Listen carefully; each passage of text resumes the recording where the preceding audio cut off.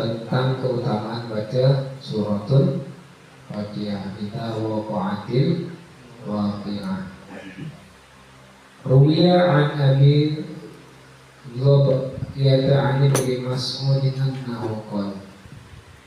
Di sini diriwayatkan oleh Abu Dhurriyah ya, daripada sahabat Ibnu Mas'ud bahwasanya beliau berkata, qala Rasulullah sallallahu alaihi wasallam, bersabda oleh Rasulullah sallallahu alaihi wasallam, man qara'a suratal waqi'ati fi kulli lailatin,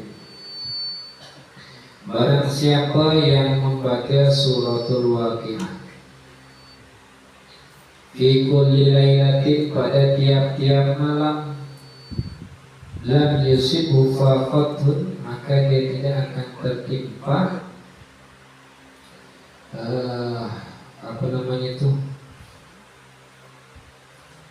kefakiran ya, ketidakadaan uang, ketidakadaan harta abadan selama-lama. Jadi kalau orang mengamalkan baca suratul Fatihah itu diberikan oleh Allah rezeki yang tidak putus ya.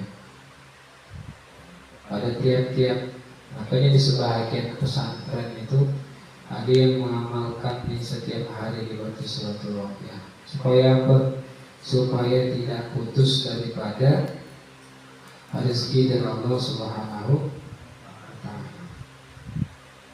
Ini beruntung yang punya suami, yang punya istri ya. Kalau suaminya nyari hartanya dengan bantuan ikhtiar bekerja, maka istrinya yang membaca suratul Waqiah. Nah, kalau yang bujang malah baca sendiri. Tidak malam ya.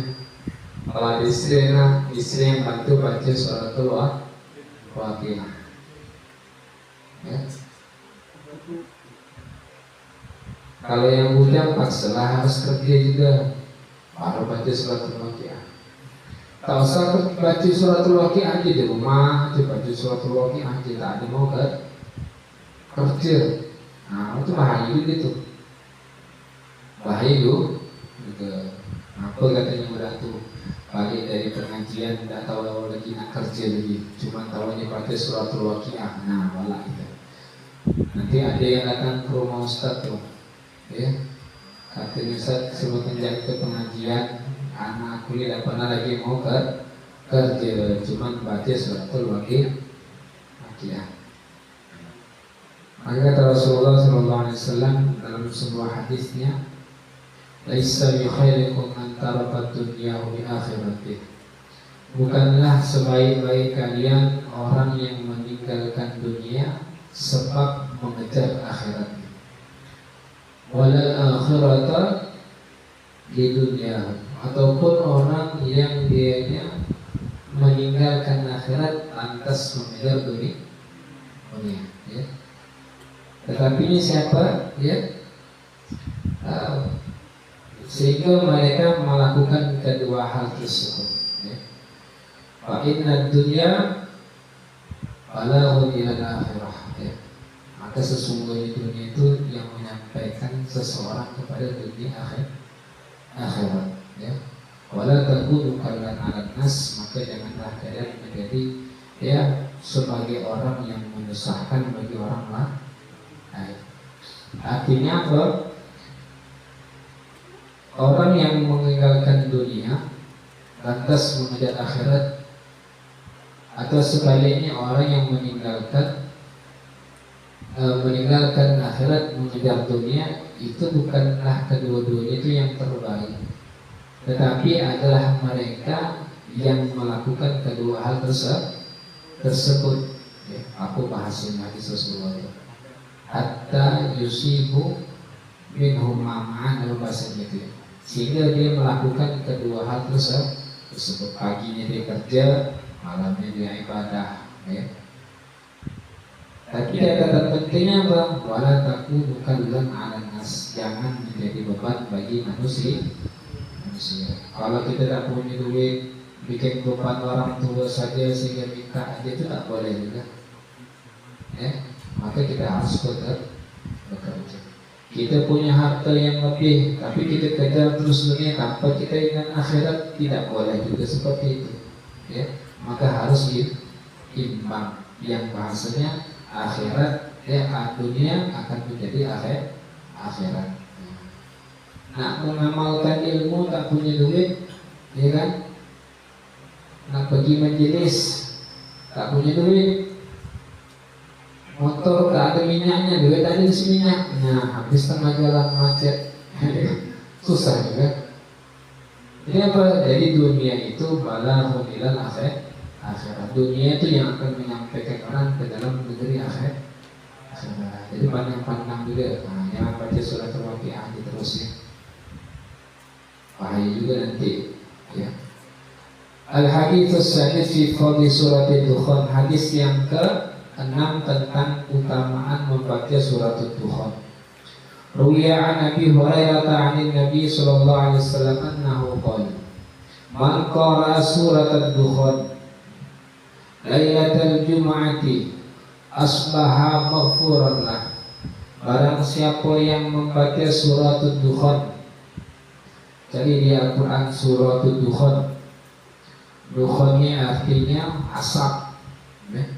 Dukhan ini menceritakan nanti suatu hari ketika dunia ini mau terjadi kiamat, Allah turunkan dukhan, Allah turunkan kabut, Allah turunkan asap yang menyelimuti bumi.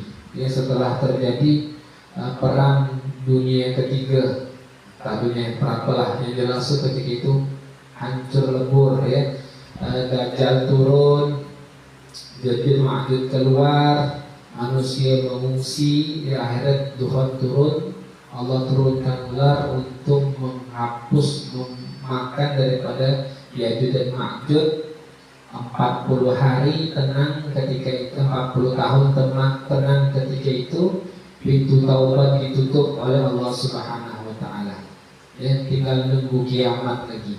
Jadi kalau pintu taubat sudah ditutup, nanti tidak boleh lagi meminta ampun, tak diampuni dosa-dosanya sama Allah. Berdosa hari ini minta ampun, tak diampunkan lagi karena pintu taubat telah ditutup. Maka orang sibuk dengan ibadah, nunggu 40 tahun lagi nanti, ya, terjadi kiamat. Nah, surah Dukhan ini dibaca pada malam Jumat, maka dia asbaha maghfuran lah, subuhnya akan diampuni Allah Subhanahu wa Ta'ala. Wa fi riwayatin man qara'a min Dukhan, barang siapa membaca hamid Dukhannya, surat Dukhan, asbaha yastaghfir lahu sab'una alfa malakin, maka dia nanti dimintakan ampun kepadanya 7.000 malaikat. Nah, ya, 70.000 malaikat yang memintakan ampun kepadanya. Ya sudah, tak ada lagi dosa bagi dirinya, pasti akan diampuni oleh Allah. Karena yang meminta tadi adalah makhluk yang suci, yang doanya akan dijawab oleh Allah. Tapi catatannya dosa kecil. Nah, kalau dosa besar diampuni. Maling hilang misalnya, motor kawan dipalingi, tak diampuni kecuali bertaubat kepada Allah. Melakukan dosa-dosa besar, ya, itu tidak akan diampuni oleh Allah Subhanahu wa Ta'ala. Ini cuma dosa-dosa kecil, ya. Al-hadits al-istighfar minal malaikati bimakna doa, yakni dengan makna doa Allah, malaikat memintakan